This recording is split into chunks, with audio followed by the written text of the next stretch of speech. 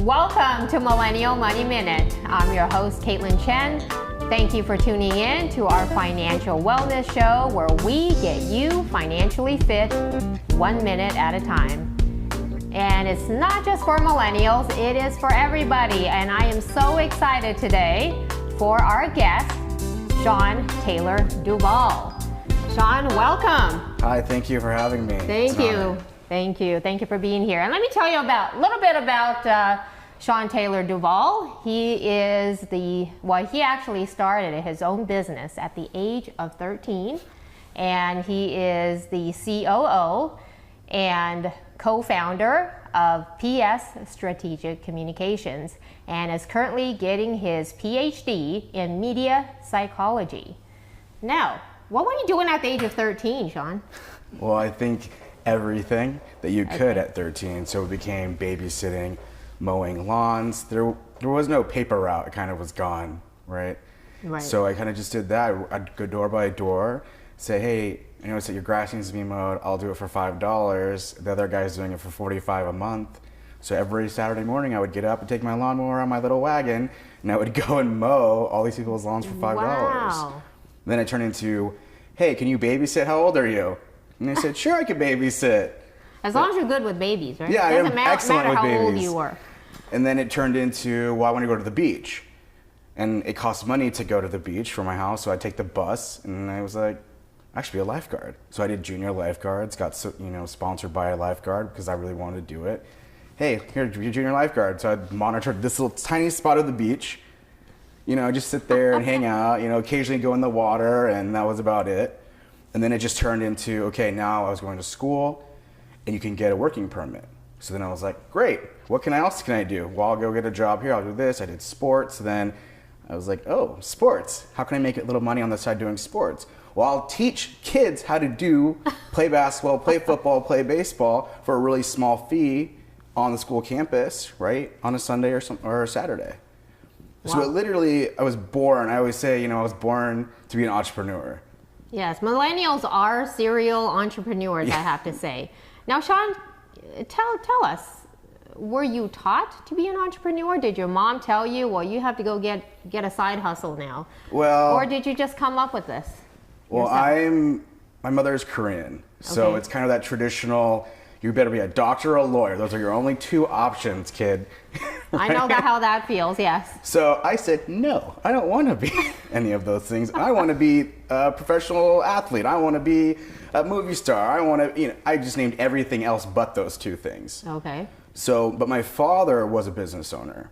And I same thing, I didn't want the traditional baby boomer, traditionalist generation job where you have to go clock in. I really didn't see the value of having a lot of employees at that time. So I was just like, nah. But then as I got older, I realized, wait a minute, the money is in entrepreneurship. And with the internet, I could have my own business with just myself. I could wear the hats of all these employees and do it by myself all hours of the night. And all my friends thought the same exact thing.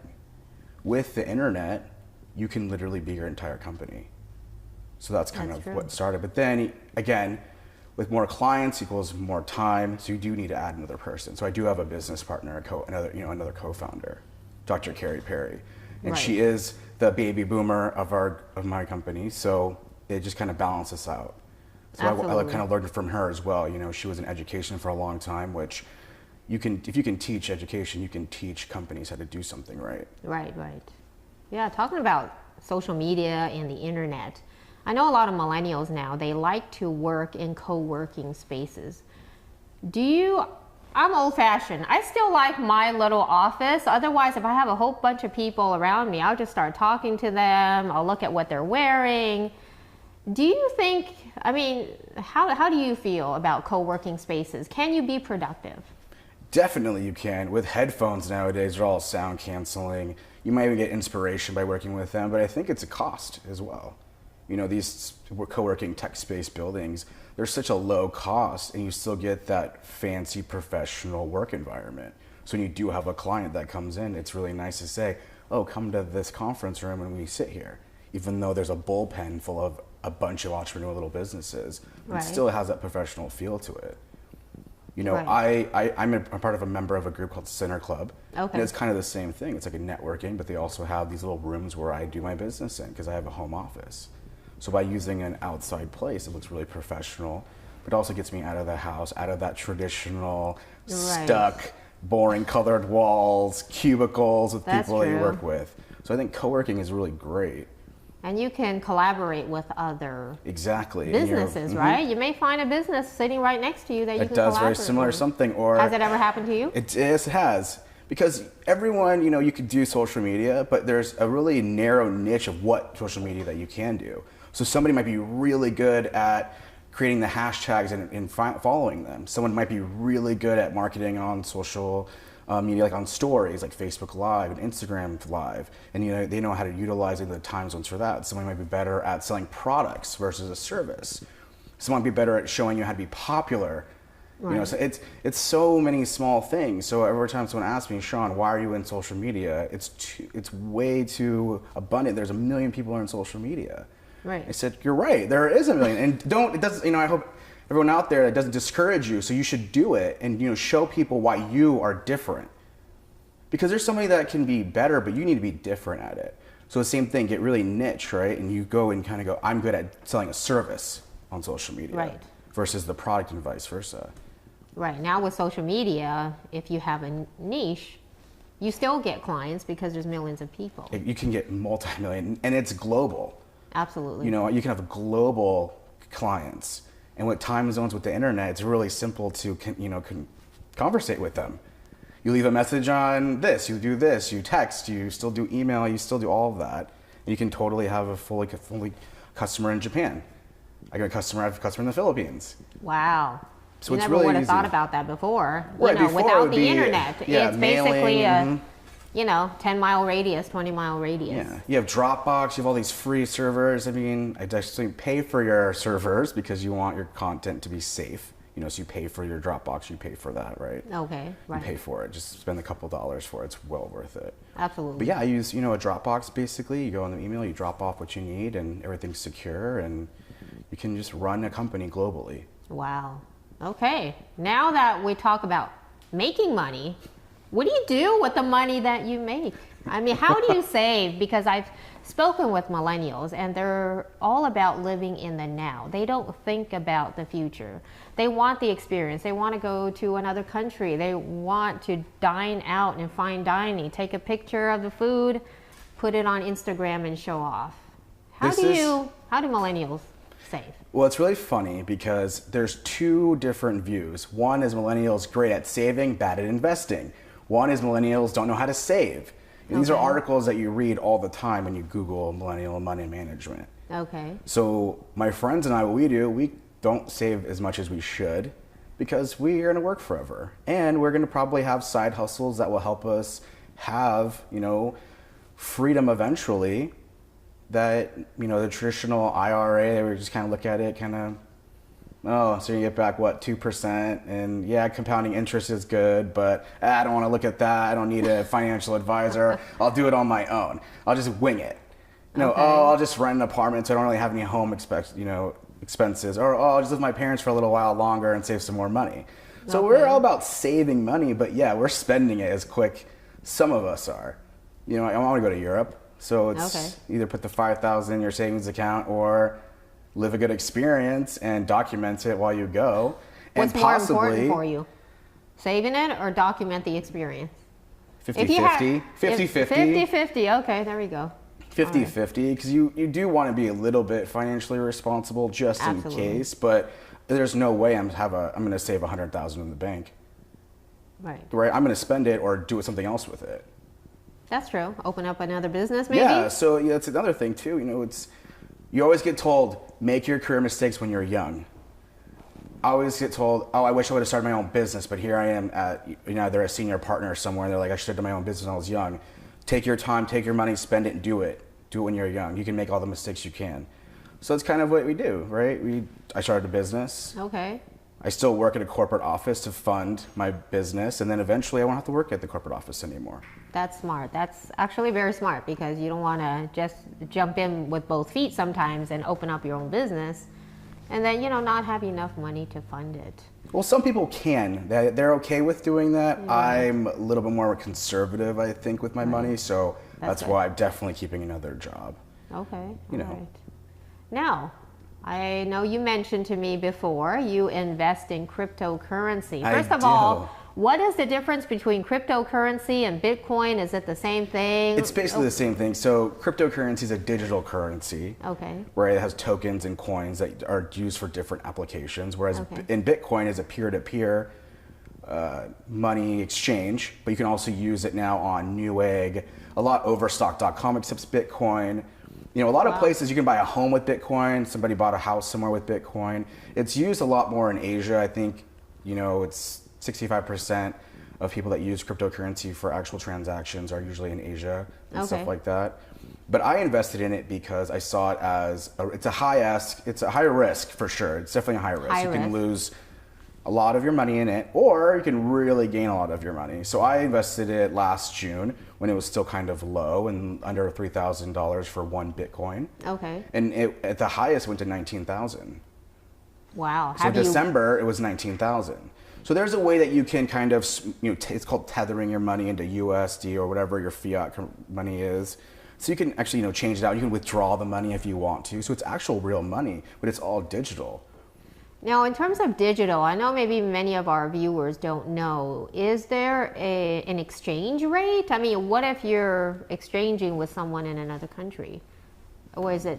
So Bitcoin and cryptocurrency, it's all whatever that price is at the time. So if I were to send you you wanted $200 US, and I send it to you in Bitcoin, be 0.00 whatever the conversion rate is. Actually, Google can tell you exactly what the rate is, how it can with every dollar that you have. Either it's, you know, a yen, it's a pound, or it's, you know, whatever currency that you use. Okay. But it's a way that you get away from the bank. The bank takes your money and they don't give you a lot for it. Whereas cryptocurrency, you can put a little bit of money and get a lot of money out of it. And there's no bank, right? There's all these ways to get your money out without even touching it, putting it in your bank account. Wow. Okay. So it's kind of, you know, if you think about it, it says like 67% of the global population, or somewhere that number is very loose, they all want to get away from traditional banking. They want a better way of digital banking. Because eventually we're all just going to scan our smartwatch on something and pay for your Starbucks coffee or whatever it is. It's coming. That's true. You'll be able to check in your hotel room just scanning your phone. You know, Apple Pay, you have, you know, all these other types of things. So why not digital currency? Now, you say there is a risk. How much can you lose your entire savings? You could.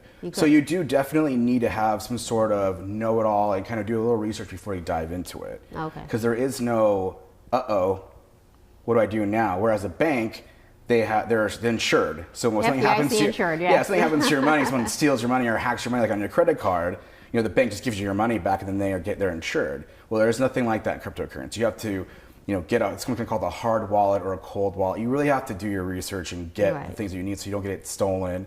That's a lot of, you know, hackers can hack it. Okay. But there's no insurance on it. No insurance on it. So the idea is just be really smart about it, you know, really learn before you invest. Start small and then eventually, you know, you can do whatever you want. But I know people that do it full time now and they make $10 million. Wow.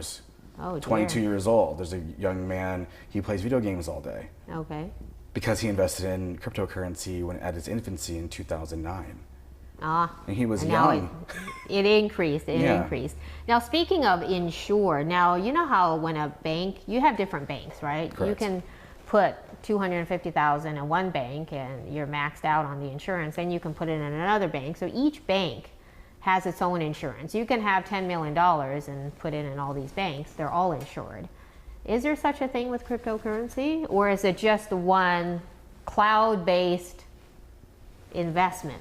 It's kind of a cloud-based. So there's a lot of coins. I think there's like 4,000 tokens and coins that you can invest your money in. Each of them do a different thing. Your three main coins would be Bitcoin, Ethereum, and Litecoin. So Bitcoin you can actually use to pay for goods and services. Ethereum is a coin that's used for transferring loans and stuff like that. And then Litecoin, it's the backup of Bitcoin. Then you have coins that are for crowdfunding. So let's say I had a project that I was really passionate about and I wanted to fund my money through it and I knew it was going to make money. Well, I'd be maybe crowdfunding with cryptocurrency. someone gives you whatever the dollar amount is and you promise them so many coins in exchange for letting you get the money up front. So it's another way that you can do that. And I know a lot of charities are starting to accept Bitcoin and cryptocurrencies as well, because they know, why not? This is another form of money that they can get for a charity to gain money, you know, for investing. Okay. All right, great. Now that we're done with investing, what about investing in homes? Or I know millennials, a lot of millennials now, they're minimalists, which means they can live in 200 square feet home or live in a RV. Now, how do you invest in your first home? Do you sacrifice? Let's just say, I know the housing prices are really inflated right now. It's very hard to come up with, you know, the 20% down that's needed. Do millennials now sacrifice the location for a cheaper home that they can buy right now? Or do they wait until they save up enough money for the prime location? What do you do? What do I do? Yes. Well, I bought my mom's home. So my mom was in real estate. And when the whole crisis went down and the market just tanked, the house value went really, really low. So then I just bought the home for my mother. So that way it wasn't too much of a loss, and then it's still mine, so she's still, you know, it's still in the family. So I kind of got really lucky in that sense. But I have friends of mine that they'll live in a little, maybe it's not as safe neighborhood, because they know eventually that neighborhood will turn into something else. Because that's what's happening right now, you know, gentrification, and, you know, unfortunately it's this, you know, everyone's moving to wherever they can move to. So now you have young families next to a lady that's been somewhere for 100 years or something like that, right? Like in Chicago, you see that happening. Now at the south side of the tracks, people are moving in there. Brand new condos are being built.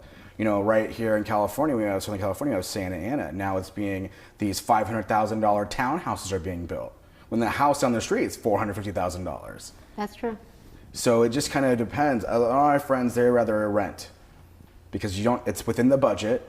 They don't make a lot of money, so the down payment's really hard to get. And everyone keeps saying in the news, oh, interest rates are going up. No one's gonna be able to afford the interest rate. Oh, the market crash. The market's gonna crash again eventually. So we don't want to do that again and lose your investment if you don't have a lot of money. You got to pay your student loans back. You know, you have other things. You have to travel. So you might as well just get an apartment. Get an apartment that there's a landlord. So if something breaks, you don't have to pay for it, right? The landlord comes and fixes it. Yeah, that's true. I mean, renting is good. And with this Airbnb, when you travel, you don't need much. You don't need to stay in a 5-star hotel. And when you're traveling, you Airbnb your apartment out. Actually, you know what? That's a great idea. I never thought about that. So if you live by Disneyland, a friend of mine lives by Disneyland. It was one of the best places she could get. It's an apartment, 2-bedroom. She pays $2,100 a month for it. And so when she travels all summer, she's a teacher, so she travels for the whole summer. She rents it out all summer long, and the whole summer pays for about the whole year of her renting. Wow. Talk about being an entrepreneur. That is Talk about taking what you already have and making some money on it. Making some money, absolutely. Right? So yeah, Airbnb, I mean, look at Uber, Lyft. You use your own vehicle. How many of us now use Uber and Lyft? We don't call it for taxi anymore. How smart was that? I have friends of mine that do Uber and Lyft on the weekends only, and they make enough money to pay their rent. You know, I met a millennial the other day.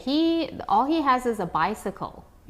And he says, and he told me, he goes, oh yeah, my bicycle, I can use my bicycle for my business. And I'm thinking to myself, well, newspaper boys are out. I mean, what do you do on your bicycle? He says, well, I deliver Uber Eats. And it's amazing how you can just ride a bicycle, going around and just make a living delivering Uber Eats or whatever delivery service. You have Postmates, you have Amazon, right? You have they subcontract out to other couriers. I mean, you can just do whatever you want.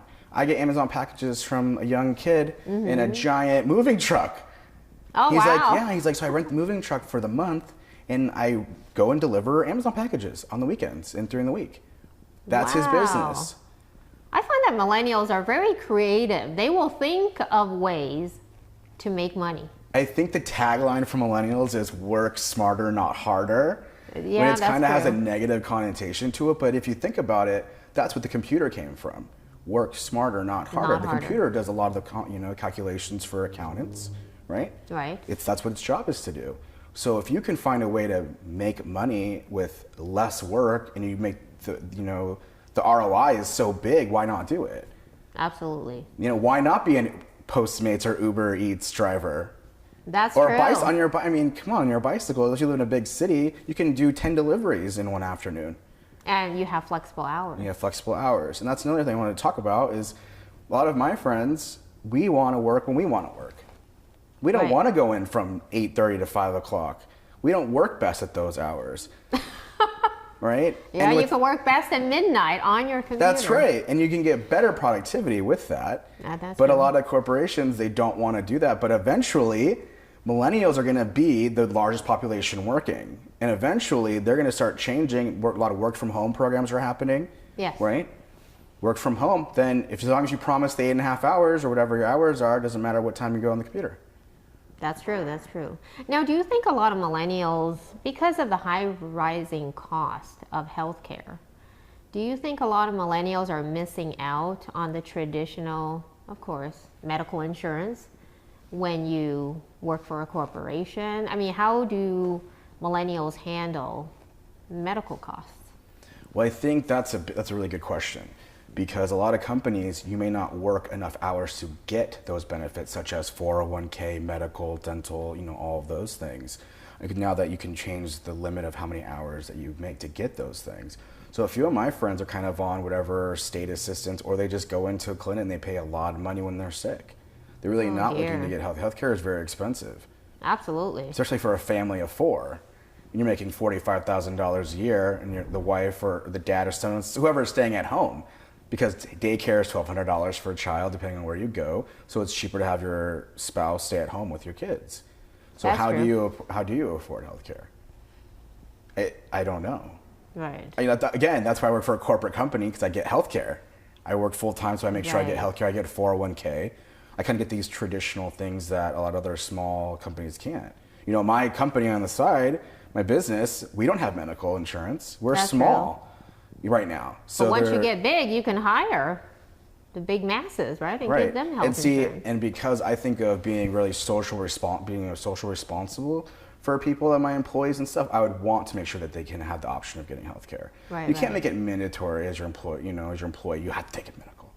But I would like to make it a cost effective enough where they can have it. You know, that kind of segues me into social responsibility. A lot of young entrepreneurs, we care about where products come from. We want to make sure that our product is sustainable, it's animal cruelty free, it's all of these things, and we want to support other companies that are like that. You know, a friend of mine was talking about, what are the malls going to do? All the malls in America, what are they going to do? The dying malls, right? Right. What are they going to do with them? Because now you have everything online, everything is delivered to you. Right, you don't need to go to Sears anymore. It's almost going back into time when Sears were a catalog. JCPenney was a catalog company. Where you would buy something on the catalog and they would deliver it to your home. It's very similar. Now we're doing it right now. Amazon, Walmart, Target, 2-day shipping. You get the desk or bed or crackers or snacks in an hour on some of these places. But let me ask you, as a millennial, do you think sometimes it's important to touch the products you buy? I have to try on my clothes because sometimes I wear a size 2. Sometimes I wear a size 4, and sometimes I'll wear a size 6, depending on the designer. I mean, what do you do with that? Do you just buy all the sizes and then you return them? Right? Okay. If you use your credit card, you have 30 days, right? So you buy every size that you need, and then you just go to the store and return them, and the money goes right back in your credit card in 3 or 4 days, depending on what bank you have. Okay. So you have no problem with that? No. Millennials. Okay. And I think even, not that I'm paid by Amazon, but Amazon even has a little tiny device that it kind of takes a picture of your whole body.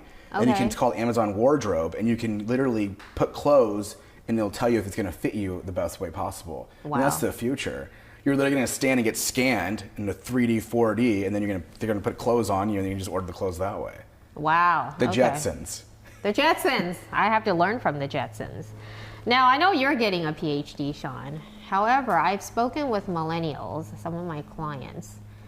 They kind of, because of it's so easy to make money with social media and the internet, you really don't need a college education. What do you tell the millennials nowadays that just don't want to go to college? They say, I can make money without going to college. I could start at the age of 16. What do you say to that? Don't go if you don't want to. It's an investment. It's an investment. Okay. Just like any other investment. I'm choosing to invest in it. There's more that I want to do. So I would say, just you decide. Maybe there's a trade school you want to go to. Just make sure you're an expert in some field, so that even if you don't go to college, maybe you started as a bank teller and now you're doing investments. That's knowledge in itself. You don't need a college degree for that. Working your way up. So there's stuff like that you can also do. Hands-on training. That's right. Okay. Well, with that, Shaun, thank you so much for being my guest. We got some great information, and I'm sure our viewers got some great information from you as well. Thank you for tuning in. My name is Chen. Thank you for joining us at Millennial Money Minute. We'll see you next time. Thank you.